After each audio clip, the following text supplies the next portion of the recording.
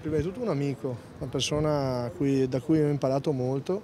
una persona che ha tra l'altro sempre creduto anche nella tecnica, anche se spesso non è uscito questo, ma ha sempre creduto nell'informatica, nelle nuove anche metodologie e ha sempre creduto nelle persone. Una persona che ci sembrava giusto omaggiare, ed è giusto ricordare e in questo momento poi ci si ricorda di più quando mancano, insomma, persone così. Fin prima dell'affermazione del centro studi fondato da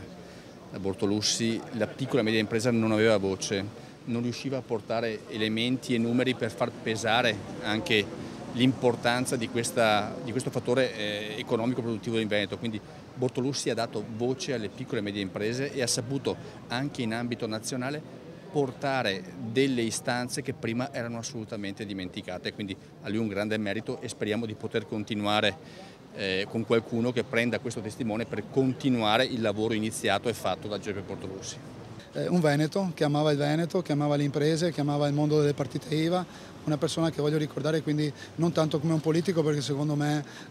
non aveva molto di politico, ma aveva sicuramente quello della persona che amava e amava sicuramente con passione e portava avanti con passione tutto il tema delle nostre piccole e medie imprese, quindi di questo tessuto sociale che è l'ossatura del nostro territorio, quindi il ricordo va a lui e sicuramente anche se ci sarà, e ho sentito che ci sarà già una fondazione proprio che parlerà appunto del suo impegno, anche la Regione vorrà essere parte attiva di questo progetto.